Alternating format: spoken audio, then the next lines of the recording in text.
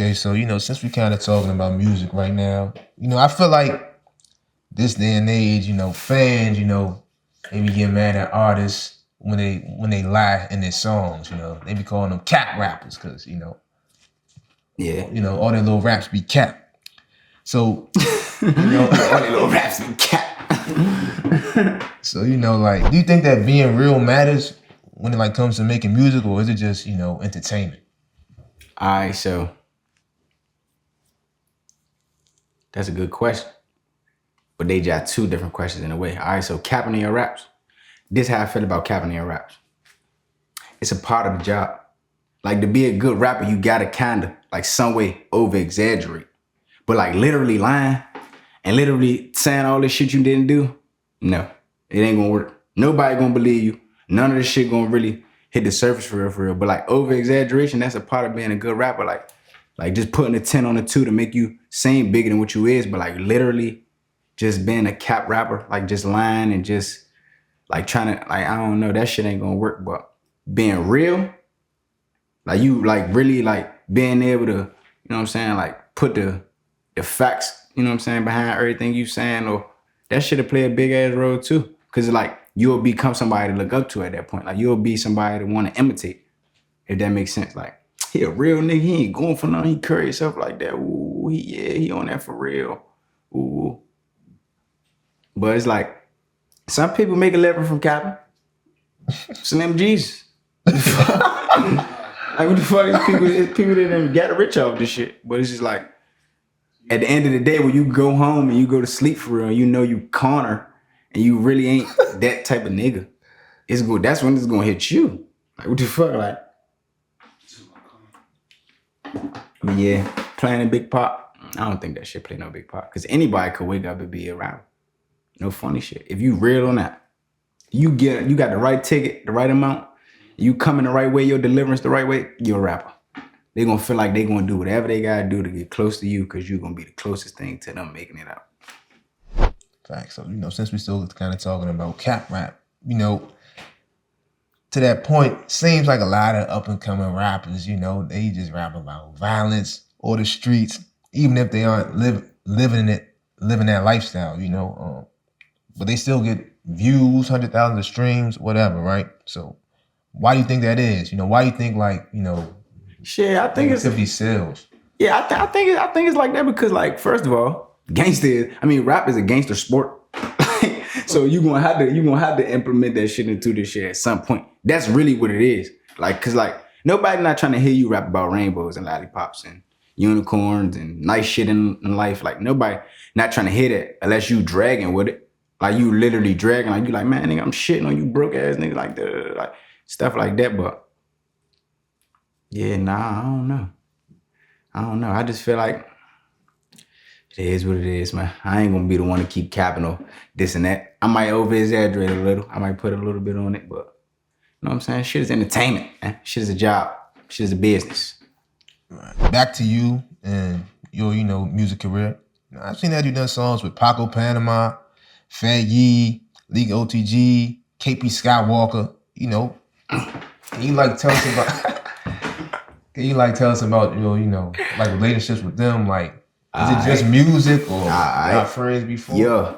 Yeah. First of all, I want to start off with my motherfucking twin brother. Yeah, League OTG. You know what I'm saying? We 13 and this shit, 10 and this shit, some shit like that. Nah, I don't fuck with you. We 10 years in this shit though. Before we personally met, we already knew each other for 3 years, just social media type shit. Then we met, hit it off the break. That's bro, off the jump. He oh, you rolling with kid? We gone? We gone. Say no more. What's good, bro? Already, we know each other. And that shit was locked in. Motherfucking, ain't nothing we ain't been through together. You know what I'm saying? Ain't nothing he can't ask me for. And damn sure ain't nothing I can ask him for. Motherfucker, Paco, that's cuz. On my mother, that's cuz. No funny shits every day since Paco been around. Since the day I met him in my line, bro, been real motivation.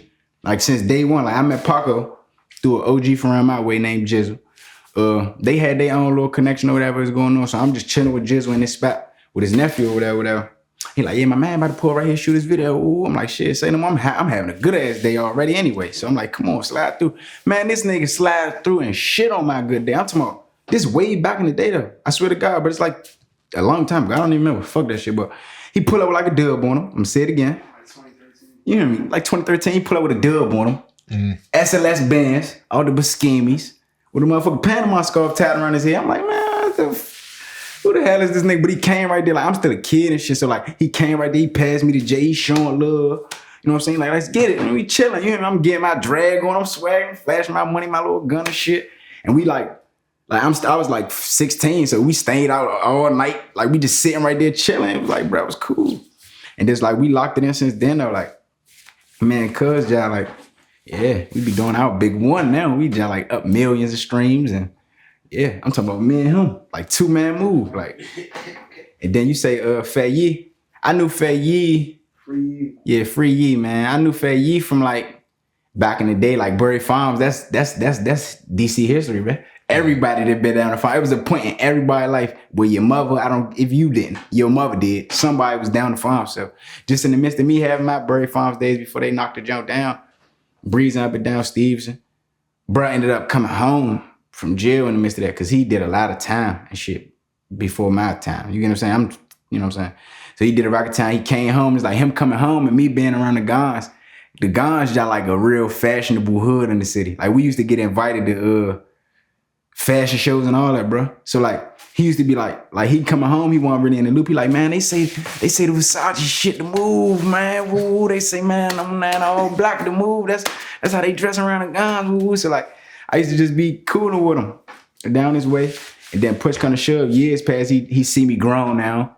You know what I'm saying? Like, oh, the little bruh, man. You know what I'm saying? He was supportive though from the jump though. I can say that. He shared his platform with me from the jump.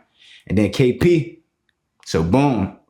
With KP, when he first started rapping, it was like a if you know thing. Like nobody wasn't really on that shit. Nobody. I got hip to him through an alias source. And thanks to them, we is where we at today. Like $250,000 on the Banging Hard side. We got shit going on. You know what I'm saying? Banging Hard 2 on the way. Paco. And it's like, it's a level up. Like first time, niggas was butt naked bald. We got big ice on us now. We looking good. But motherfucker, yeah, so the person I met him through, I asked him, I'm like, what's up with him on the street tip? He like, nah, bro, cool. You know, he be doing this thing. Ooh, I can't say what his thing is, but he be doing this thing. Ooh. I'm like, oh, all right, yeah. I'm about to fuck with him. You all right with that? They like, that's cool. Go ahead, bro. I like that. So I went up one day. Paco took a picture of me. I went up to his song. The playoffs just came out, and I went up like, why I only get shoes around tax time? To his song, and he replied to the jump, and I let him know like, bro, I ain't gonna lie. I broke it down to him like, bro, you got it. Like you got the accent, you got the swag, like everything about you. They gonna love this shit, bro. And I'm gonna push this shit. And if you fucking with a nigga or not, like I don't give a fuck if you YGM or not. We still family, bro. This shit gonna go. And that's when he like, I'm about to send you some shit. And like every week, like he was on a hell of a run at the time. Every week he's sending me a different open, or I'm sending him some shit. And that's when we like, man, fuck that. Where you at? Pull up on him. You know what I'm saying? Chill for a day. We was cool. Then it was like, man, we gotta shoot that jam with us, bro, with Paco. Ooh. That's when probably like 2-3 days later, me and Paco real went in there, A and B, by ourselves, in his spot with all his youngers and shit. We shot that motherfucker, man. We was in that motherfucker playing. You know how when Scooby-Doo, they be running through the little rooms? We in that motherfucker, everybody shooting their own scene in their own room. And that shit came out to real be something cool, you know what I'm saying? And Brent Fayez ended up fucking with that joint. Like he real threw that joint up fucking with us. Yeah, man, we ain't letting up, none of us. Like nobody you probably named, we ain't just let up on that shit. Everybody hungry. Mm-hmm. Facts. No, that's definitely. And another thing, we just keep our circle tight for real. Like all these people you name, we all just like in a way, some way, somehow friends. We all fuck with each other too tough. Real killing that for each other if it came down to it. Facts. That's what's up. So, since we still talking about you and people for a short period of time last year, I saw you with Jim Jones. So, like, what was that whole situation about? Man, that's my old head, man. I'm gonna just leave that right there like that. Smack that down. But nah, like, he a good man, though. Like, I met him through the strength of Paco Fire. And Paco, Paco Fire was doing the right time while he was in. So, at the time, Paco wasn't even pushing his shit. Paco was real just pushing me. And his father loved the shit out of my music, loved the shit out of his music. But he, he ended up pulling some strings, man. And Jim Jones was calling this man phone for me, bro. Inviting me places and shit, bro. I don't remember how it happened, but push come to shove in the midst of the time period you talk about, he invited me to Jersey. And we went to his Carnival Fest, man. We in there smoking big weed. You know what I'm saying? He rolling the red carpet out for us, man. Paco about to knock security out. And she like, man, look, I'm on the phone with Jim, man. You keep talking all this shit, man. He like, oh, my fault, man. He got us on stage and shit. And that's when he just like, cause we in the midst of an event, so he can't really, you know what I'm saying? So he pulled me to the side like, yeah, man, I want you to come back. I know I'd be out of town a lot. I know, but I'm trying to sit down, man, get a session or something, eat, chill, kick it, man. Ooh.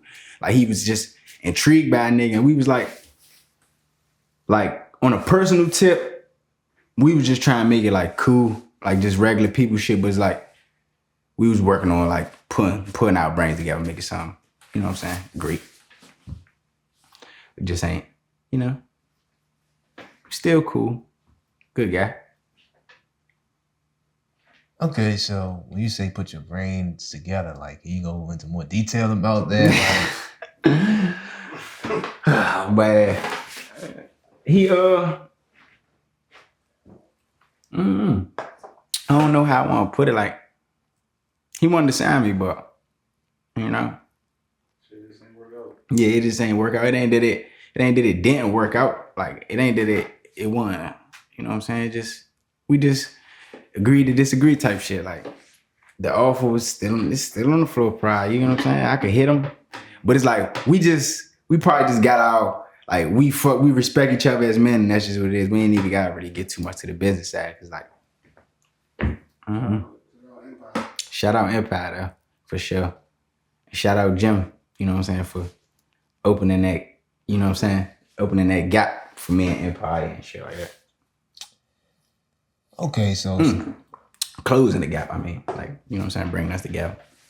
right. Okay, so since we talking about deals and labels, you know, are you still like independent, or have you signed anybody, distribution deal, record deal?